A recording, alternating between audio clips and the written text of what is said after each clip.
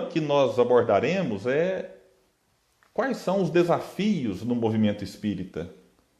E é claro que eles são vários, e quando eu comecei a organizar essa palestra, eu logo percebi que a gente precisaria aqui de muitas e muitas horas para de fato abordar todas as possibilidades e todos os desafios que nós já tínhamos, porque o movimento espírita sempre teve desafio, desde a época de Allan Kardec, quando a gente vai estudar ali, por exemplo, a Revista Espírita e o livro Viagem Espírita, nós percebemos que Kardec na revista, quando a adota como uma tribuna espírita, ele vai ali trazer algumas dificuldades, alguns desafios do movimento, mas no livro Viagem Espírita nós observamos Kardec em contato com os grupos. E esse contato, que é importantíssimo, por isso ele recomendava com que a gente visitasse os grupos diferentes, esse contato lhe possibilitava então novas reflexões. Então ele se deparava com problemas, com dificuldades, e a partir daí ele emitia as suas opiniões, ele emitia os seus pareceres e as suas orientações aos espíritas. Então, é claro que as reflexões que eu vou trazer aqui hoje, elas são frutos dos meus estudos, da minha vivência enquanto palestrante. Eu estou presidente do Grupo Espírita Leon Denis aqui em Uberlândia. Eu sou coautor de 2 obras, o livro Parábolas de Jesus, à luz da doutrina espírita, e o Conexão com Deus. Organizo o Congresso Espírita Leon Denis. Então essas tarefas que nós... claro que a gente também participa aí escrevendo alguns artigos para algumas revistas, enfim. Então, essa nossa vivência e a de todos aqueles que nos acompanham, elas nos provocam reflexões. Então, aquelas que eu vou abordar aqui hoje, talvez alguém olhe e fale assim, nossa, mas ele não abordou essa ou aquela. Talvez não deu tempo, ou talvez é porque, de fato, eu ainda não refleti a respeito, e por isso aí eu não tenho condições de trazer. Mas um ponto importante é que a gente precisa destacar aqui já de início, é que é necessário diferenciar doutrina espírita de movimento espírita. Porque a gente acaba misturando as duas coisas como se elas fossem uma só. E não é verdade. Doutrina espírita é esse conjunto de obras, né, que Kardec nos trouxe.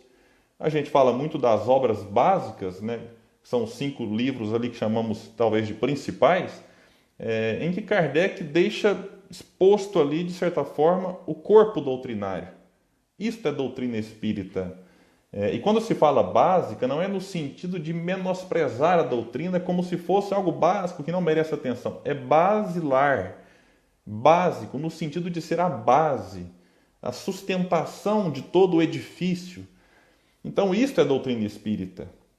Movimento espírita é feito por homens, é o movimento que nós damos, é tudo isso que nós aprendemos, enfim.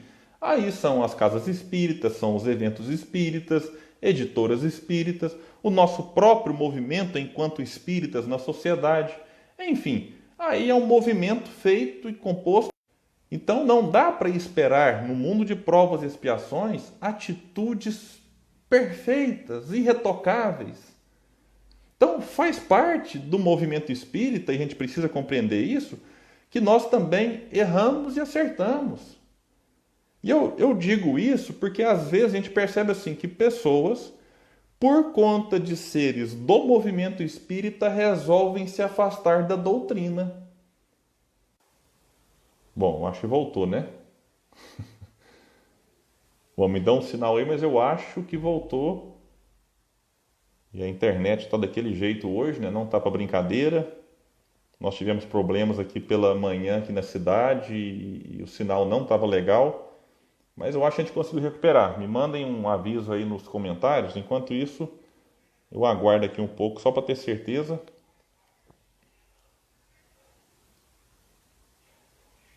Bom, aqui meu ao vivo parece que retornou.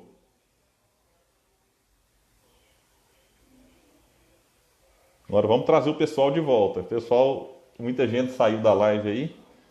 Vamos trazê-los de volta e continuar a reflexão. Eu vinha dizendo que, por conta da incompreensão que o movimento espírita é feito de seres falíveis, muitos acabam desistindo da doutrina. Eu já encontrei com algumas pessoas e disseram, eu cansei do espiritismo. Eu falei, por que você cansou? Porque os espíritas me decepcionam demais. Eu falo, puxa vida, mas Procure, igual eu sempre brinco, né? Se não deu certo numa casa, procure outra. Faça o chamado Spiritur, que é um termo que o Rossandro Kligem brinca nas suas palestras, que é tentar achar uma outra casa em que você se sinta melhor, em que você se sinta bem. Mas não podemos, a pretexto dos desafios do movimento espírita e das fragilidades daqueles que o compõem, desistir da doutrina.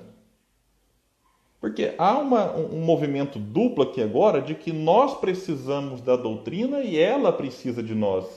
Nós do consolo e do esclarecimento que ela oferece e ela da nossa energia, da nossa disposição, da nossa atuação enquanto espíritas. Então é importante a gente destacar estas questões. E uma pergunta que se faz é: por que as pessoas se decepcionam com outros seres falíveis? Porque nós criamos expectativas.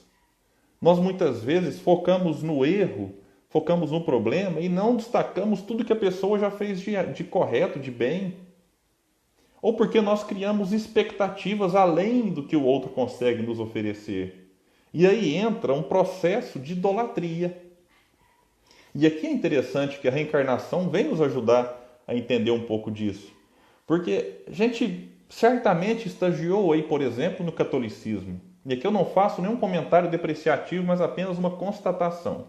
Em que, enquanto católicos, nós tínhamos como referência os sacerdotes, tidos ali como enviados por Deus, em que eles representavam, de certa forma, a divindade na igreja, na paróquia, enfim. Tanto é que eles detêm o poder, segundo a própria teologia, de perdoar os nossos pecados, porque atuam em nome de Deus. Então, quando o padre entra numa celebração, é natural que todos nós olhemos e nos sintamos, de certa forma, impactados pelaquela presença. Então, nós cultuamos um indivíduo. Inclusive, no próprio catolicismo, nós temos um dogma, que é o dogma da infalibilidade papal. Ou seja, o Papa não falha. Inclusive, Leon Denis aborda muito esse tema no seu livro Cristianismo e Espiritismo. E nós sabemos que perfeito somente, sem falhas, só Deus. Então, enquanto encarnado, nós tivemos um espírito puro, esse que adquiriu a pureza e, portanto, também já não era mais passível de falhas, que era Jesus. Mas como é que eu vou dizer agora que o indivíduo é ou não falível pela sua condição, apenas pelo seu status que ele possui? Então a gente precisa entender essas questões, e aqui eu faço apenas um parênteses de um gesto muito belo e nobre do atual Papa, pelo qual eu tenho uma profunda admiração, que um dos seus primeiros gestos, se não foi o primeiro, quando assumiu o pontificado, foi de pedir preces para ele. Olha que interessante. Porque o que se tinha até o momento era de que ele deveria apenas orar pelos outros. Então, na medida em que ele pede oração para ele, ele reconhece a sua humanidade e a sua possibilidade de falhar. Então, isso é um gesto simples que passou quase despercebido, mas quando eu li isso, aí eu percebi, falei, esse Papa é diferente. Então, eu faço esse apontamento só para não achar que é uma crítica à religião. Não, é apenas uma constatação de movimentos que nós consideramos de um ponto de vista, que Leon Denis aborda isso, então é alguém que nos deu embasamento, que não faz bem, e de certa forma nós trouxemos isso, essa herança, esse atavismo de outras religiões, para o Espiritismo, em que quase que necessitamos dessa figura para ser idolatrada. E aí eu começo a idolatrar palestrantes, médiuns, dirigentes, crio uma expectativa muito grande em cima deles e depois me frustro diante de atitudes que eu considero equivocadas. E essa frustração em alguns pode ser tão forte que faz com que eles se afastem do movimento e, em alguns casos, o que é pior, se afastem do próprio Espiritismo. Então, olha que detalhe interessante. Então, William, mas não existe idolatria no movimento espírita. Meus amigos, existe. Há grupos que se denominam quase que chiquistas, divaldistas, denisistas. Isso faz mal. É necessário desenvolver em nós a capacidade de entender que esses seres, eles podem em algum momento, eu não vou aqui apontar, é óbvio, ter falhado na sua conduta, seja enquanto médium, seja enquanto cidadão. E é engraçado que quando eu olho para algum aspecto que eu considero equivocado de algum desses que são idolatrados, isso não me faz desanimar ou desestimular a admiração por eles. Isso, na verdade, me faz até vê-los de uma maneira assim, poxa, eles eram humanos. Eles eram falíveis. E apesar das possibilidades de falhar, a falha que eles eventualmente cometeram foram muito pequenas perante os acertos. Então a humanidade dos indivíduos acabam fazendo com que eles se tornem até maiores aos nossos olhos por conta dos seus acertos. Então o desafio que o movimento espírita tem é tomar muito cuidado com a idolatria, porque ela já fez muito mal ao longo da história para todas as religiões e a gente não pode permitir que a idolatria faça mal ou, de certa forma, faça mais mal ao nosso próprio movimento espírita. Um outro desafio que nós temos, e isso eu achei interessante, foi numa reflexão com Daniel Gervásio, que é o presidente da AME de Uberlândia. AME, aqui em Minas Gerais, é a Aliança Municipal Espírita. E o Daniel Gervásio, que é presidente, então ele está em contato aí com diversas casas, enfim, num papel aí do órgão unificador da nossa cidade. Ele disse um negócio interessante que eu não tinha parado para pensar ainda, mas faz muito sentido. Dizendo que o maior desafio do movimento espírita é o próprio espírita.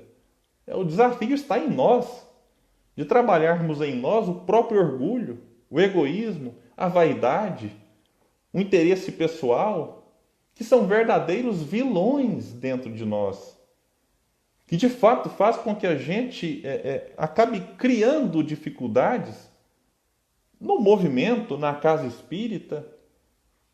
Quem aqui nunca ouviu, por exemplo, a palavra melindre numa casa espírita? Isso é terrível. É quando nós temos o nosso orgulho ferido, em que diante de uma atitude equivocada, repito, que seres imperfeitos não dá para cobrar a perfeição. A gente não pode também, meus amigos, por conta dessa imperfeição, repetir erros e equívocos e se resguardar. Não, eu sou imperfeito mesmo, então não tem que preocupar com perfeição, não. A gente deve buscar o aprimoramento sempre. A gente deve buscar a conduta mais equilibrada possível. Mas é necessário estar aberto e disposto a receber críticas.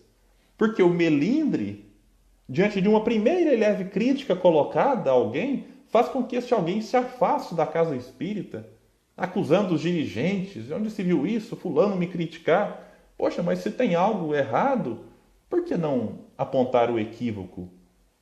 Na verdade, a gente lida muito mal com as críticas e fala, você não pode criticar mais nada. Poxa, na verdade, não é por conta das críticas que a gente deveria se rebelar, mas de certa forma seria com os elogios.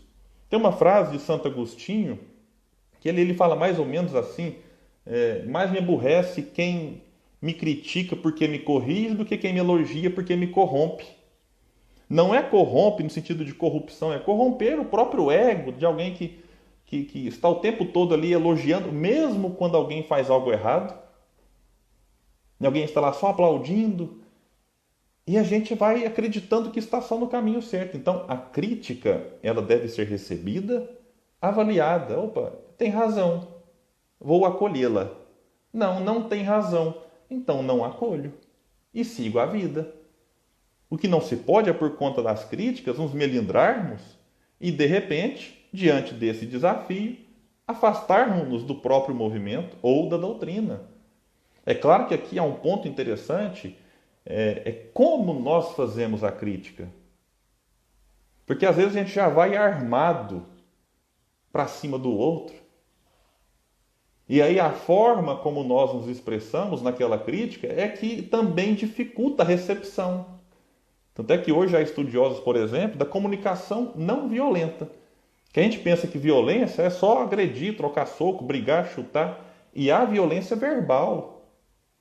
Então isso deveria ser compreendido por nós para que as nossas críticas fossem melhor direcionadas.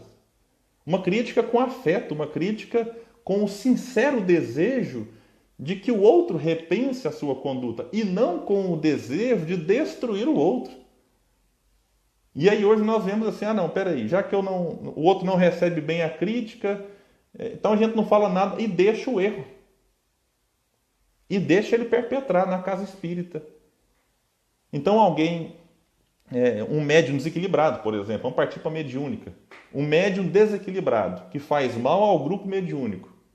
Se ele não for abordado e ter o seu equívoco apontado pelo dirigente, ele vai continuar desequilibrado. E eu pergunto, que colaboração tem não criticar esse médium? Eu vou deixar com que este indivíduo, de certa forma, contamine os demais do grupo ou prejudique o ser coletivo?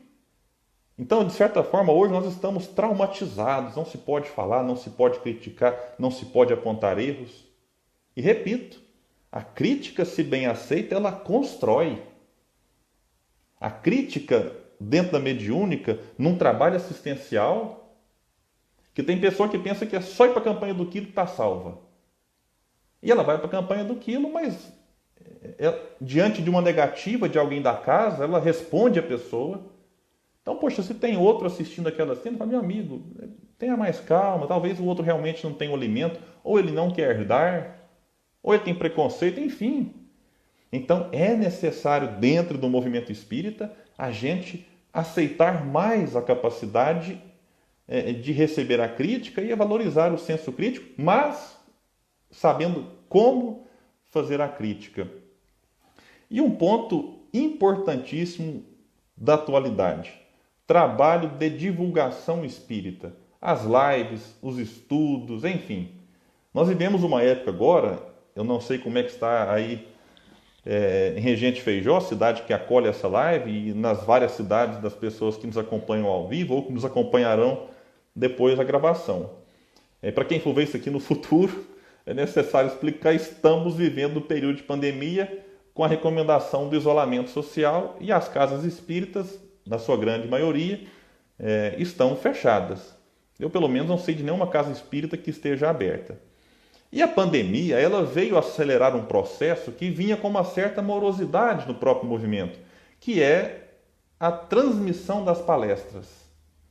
Havia uma discussão, faz ou não faz lives, transmite ou não transmite, grava e divulga ou deixa apenas para quem assiste presencialmente. Isso é uma divulgação, claro que eu tenho a minha opinião, acho que tem que divulgar, tem que transmitir, inclusive depois que voltar à normalidade, esse hábito, esse costume deve ser mantido, em que aí as transmissões devem ser feitas nas casas espíritas que não faziam antes.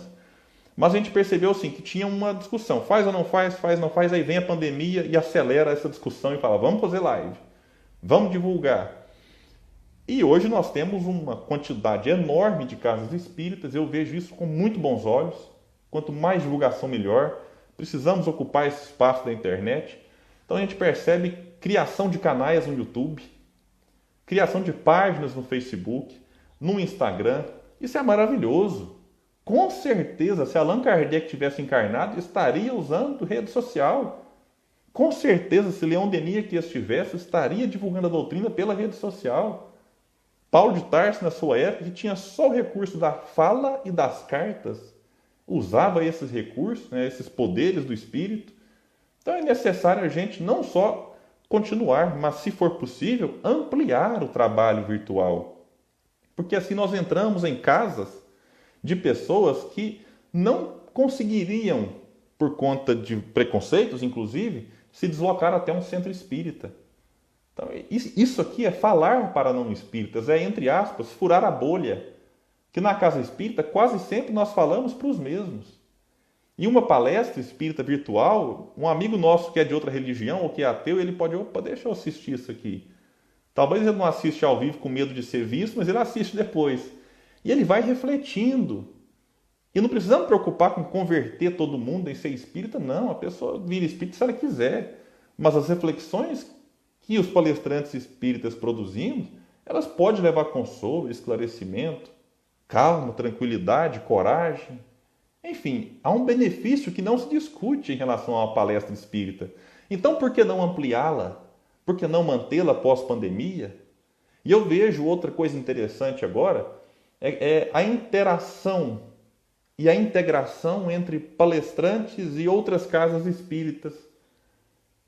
E aí, por exemplo, quando a gente vê Hoje eu vi uma divulgação interessante da Casa do Caminho, uma casa em que o Simão Pedro de Lima frequenta lá em Patrocínio.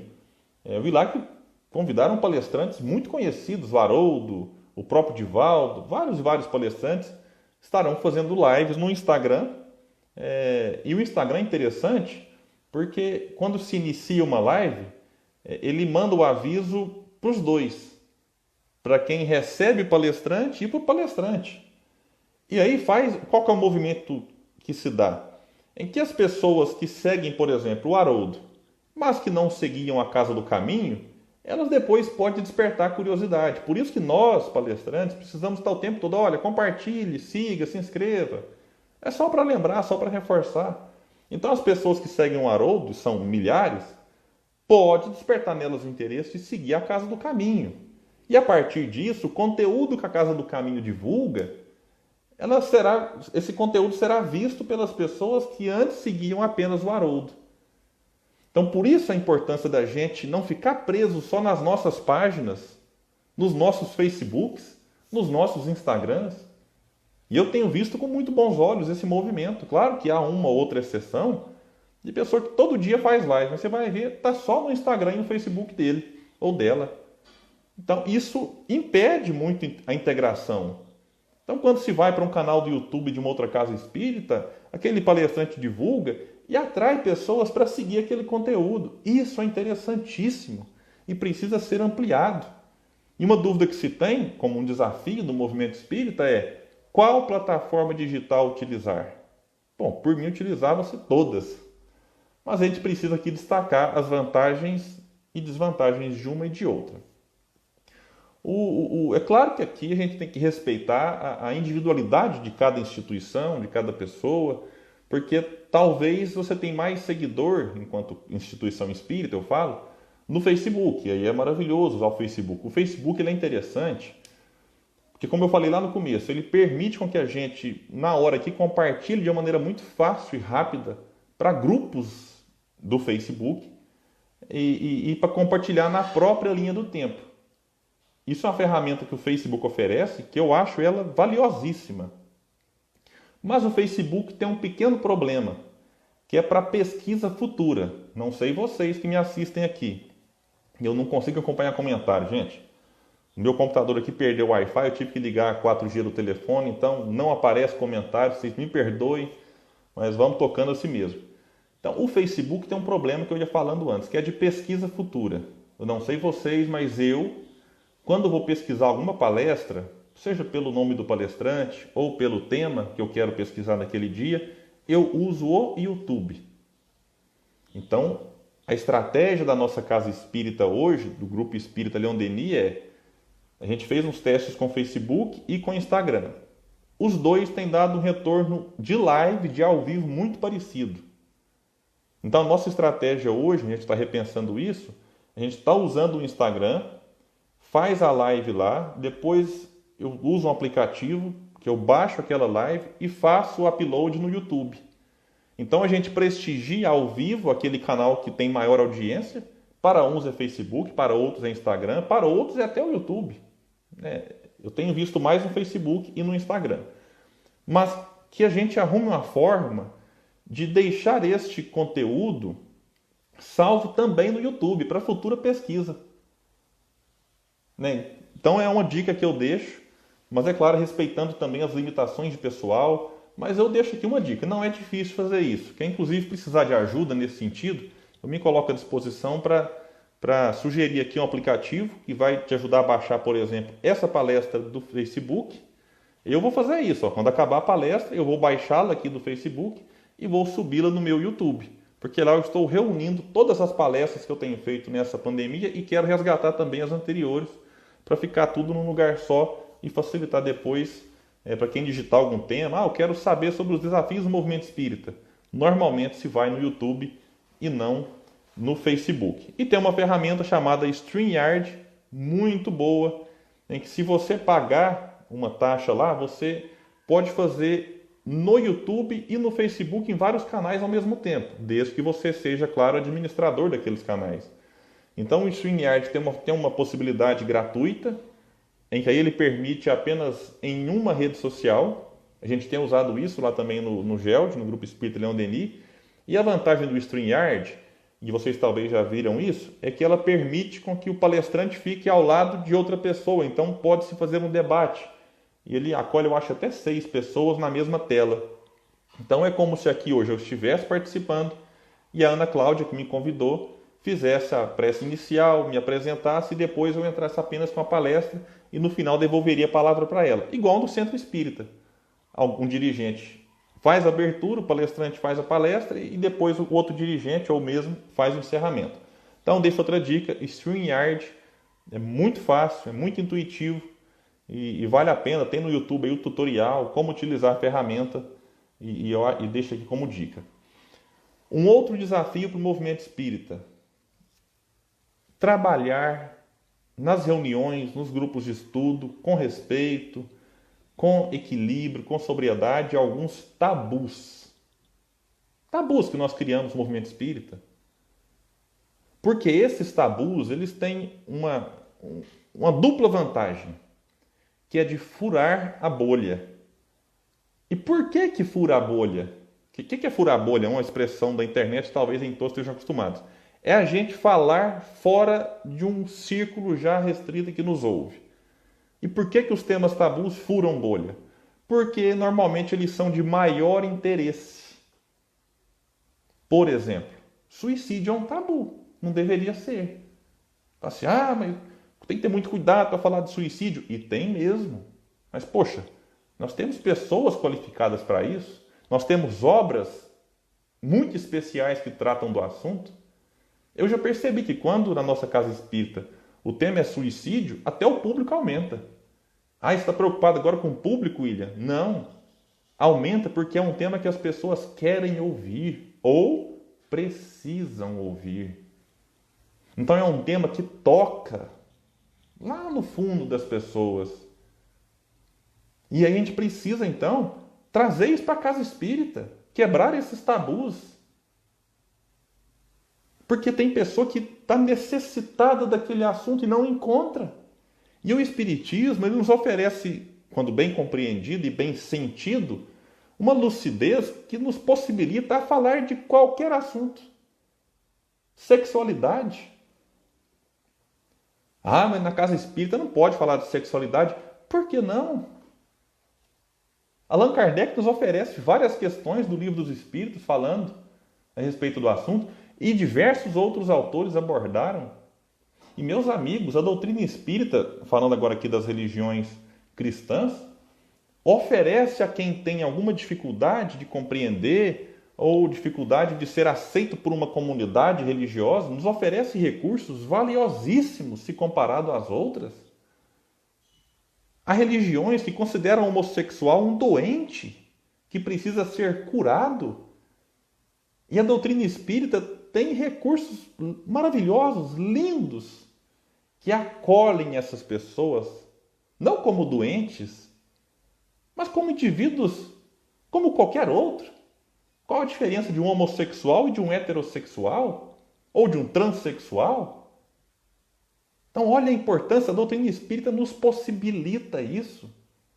E a gente não utiliza. Falar de sexo na casa espírita. E a gente está cheio de gente na casa espírita com inúmeros conflitos nessa área. E nós temos vários livros que tratam do assunto. E nós não aproveitamos. Não falamos dele. Violência contra a mulher. Violência doméstica. Eu vi uma live maravilhosa do Pedro Camilo. Puxa vida, como aquela live tinha que ser vista por muitas e muitas pessoas. Porque talvez tenha alguém na casa espírita ou na sociedade precisando ouvir os esclarecimentos espíritas sobre o assunto. Como a doutrina vem colaborar para que nós compreendamos a violência doméstica. E mais, talvez nós espíritas dentro da instituição praticamos a violência contra a mulher, praticamos a violência doméstica. E precisa ouvir sobre, porque ao ouvir sobre nós refletimos. Quem nunca falou ou ouviu a expressão assim, nossa, hoje a carapuça serviu? Quando se lê um livro, quando se escuta uma palestra. E aí isso é bom, essa carapuça vestir é ótimo, porque isso mexe com a gente, às vezes dói, às vezes nos deixa inquietos. E se eu não toco no assunto, eu não paro para refletir, eu não proporciono ao outro reflexão. E se eu não lido e não encontro esse tipo de assunto, eu não paro para refletir sobre. Crimes contra a vida, pena de morte, aborto, eutanásia. Ai, William, mas esse é assunto polêmico. Poxa, Kardec não abriu mão deles. Kardec tratou de todos esses que eu citei aqui nas suas obras. Ah, mas esse assunto é abordado no meio político. Poxa, mas é porque eles se apropriaram. Mas esse é um assunto que compete à vida. À vida. Jesus abordou lá atrás. Moisés abordou lá na sua época. Não matarás e ponto. E o aborto é um assassinato. A pena de morte é um assassinato.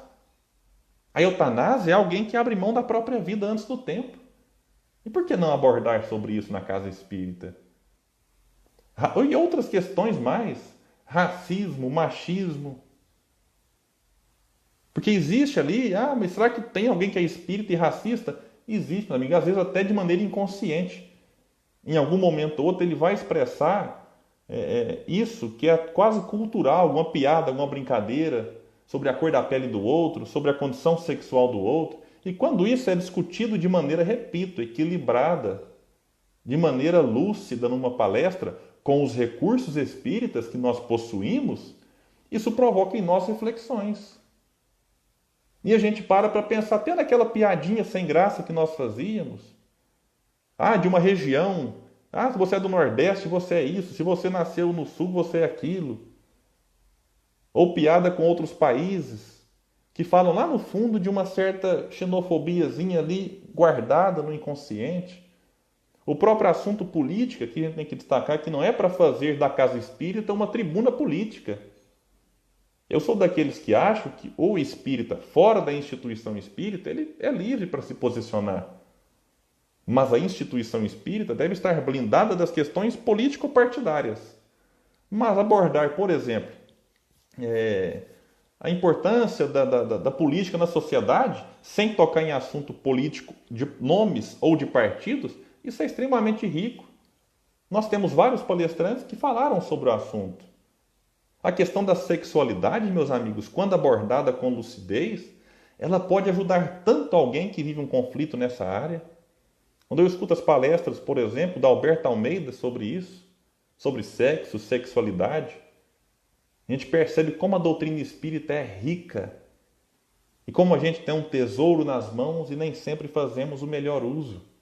O próprio dinheiro é muito mal visto dentro do movimento espírita por muitos.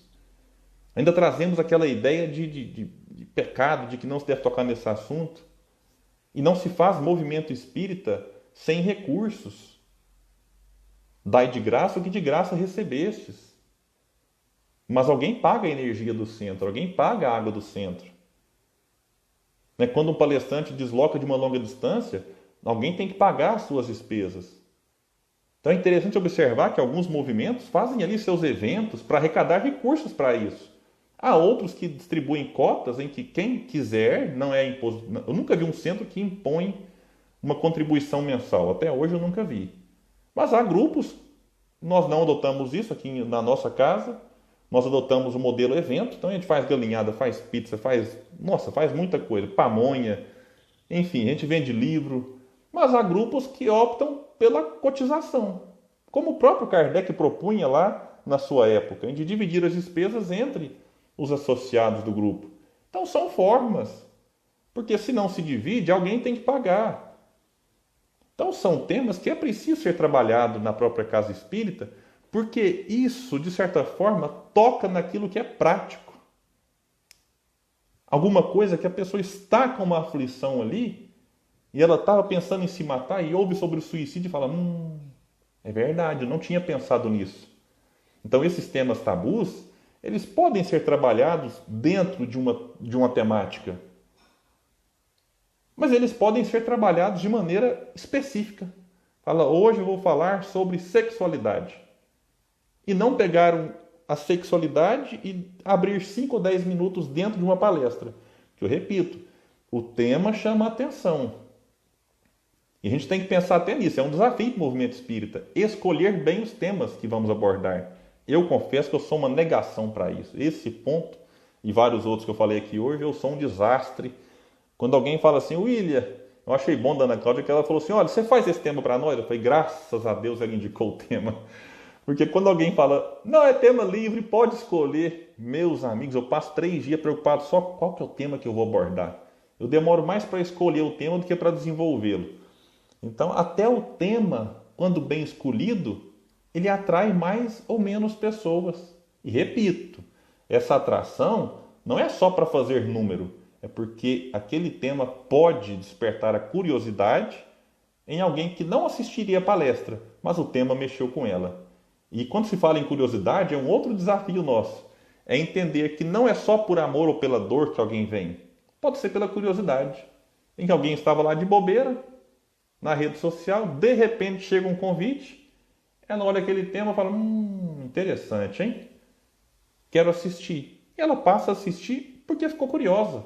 Não porque ama a doutrina, e nem porque estava com dor, mas porque simplesmente foi despertada naquele momento. E um ponto que eu quero trazer aqui, talvez seja o último, eu sabia que não ia dar tempo de abordar todos, mas eu também não quero correr e deixar muito superficial nenhum dos tópicos. É urgente que nós reflitamos em formas de atrair e de manter os jovens na casa espírita. Nós precisamos dar espaço aos jovens. E mais do que dar espaço, dar voz.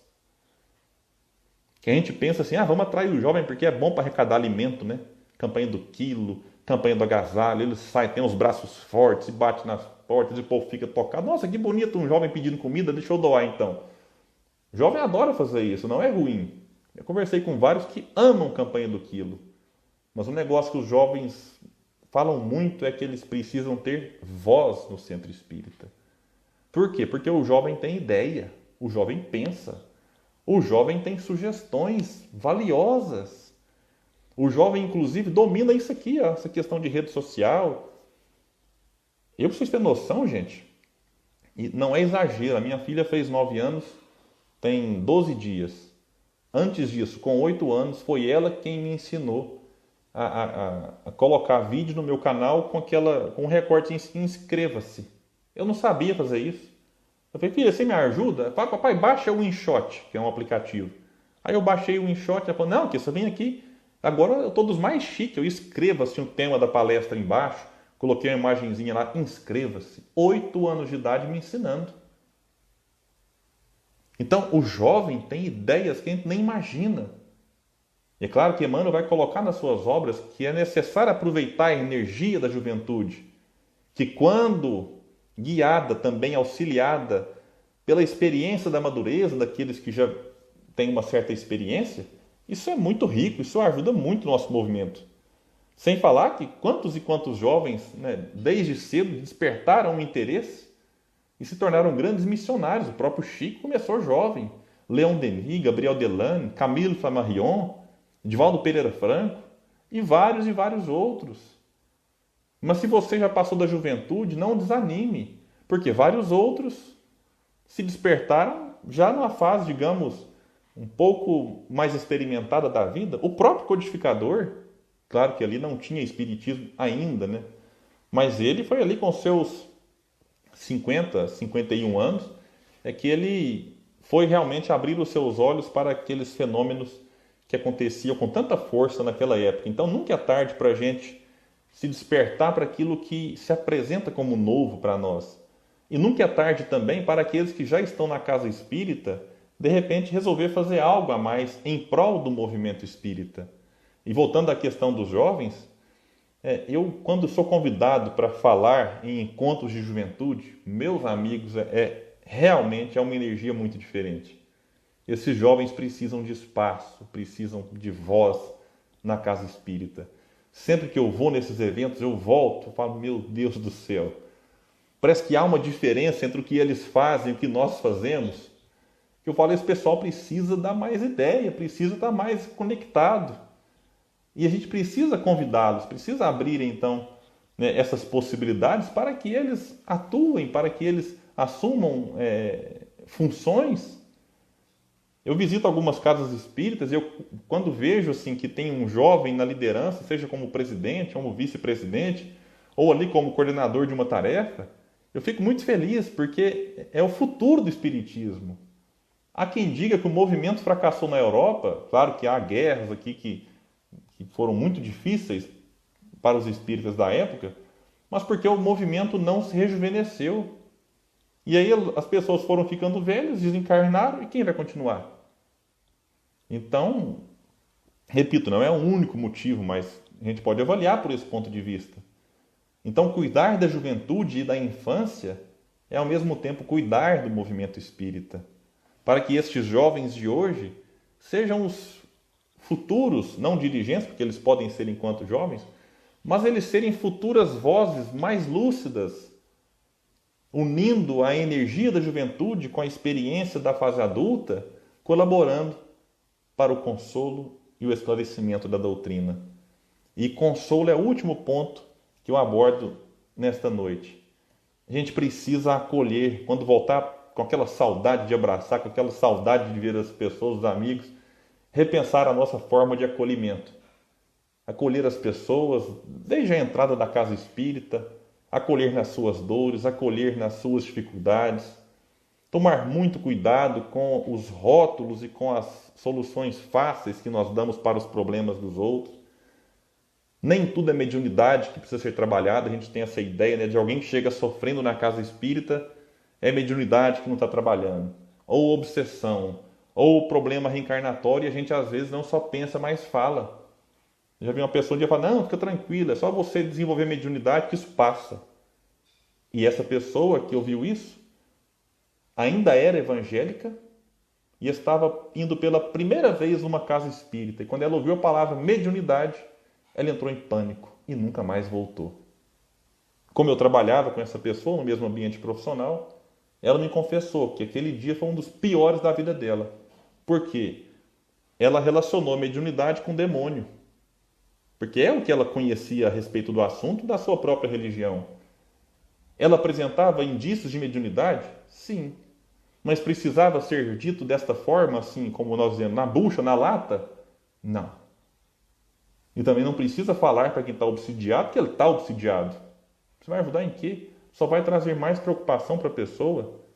E não precisamos falar para quem sofre, mas também o que você fez na outra encarnação para merecer isso?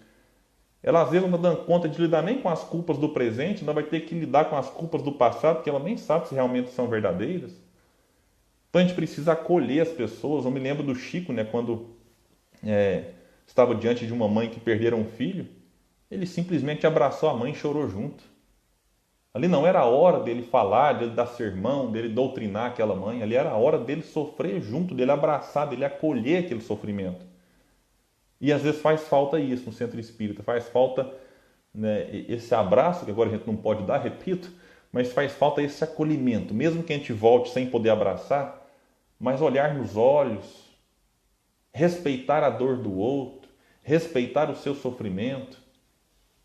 Então, isso a gente precisa realmente compreender, sentir, e eu tenho dito em quase todas as lives, esse é o momento da gente desenvolver a empatia ainda mais, desenvolver a compaixão e o senso de coletividade.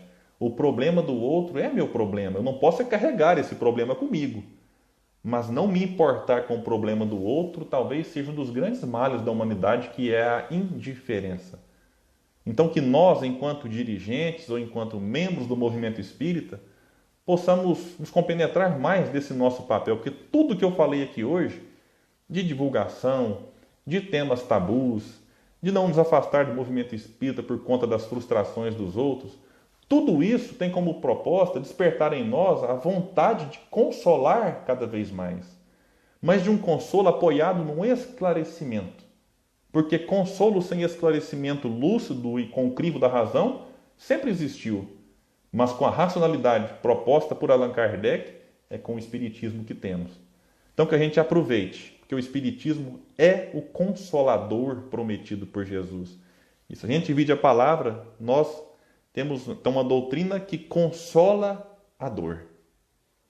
E esta é a nossa proposta. É nisso que precisamos atuar. E quando o movimento espírita se fragiliza, esse consolo diminui. Quando o movimento espírita se fortalece com a nossa união, apesar das nossas divergências, esse consolo aumenta. Eu não preciso pensar igual todo mundo no movimento espírita.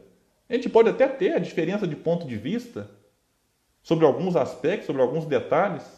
Ah, perispírito tem órgão, não tem órgão. Tem colônia, não tem colônia. São pontos que a gente respeita as diferentes opiniões. Mas a gente precisa se unir no consolo. Esse é o recado que eu tinha para trazer. Agradecendo mais uma vez a oportunidade que a Casa Espírita Caminho da Luz me oferece, podendo aqui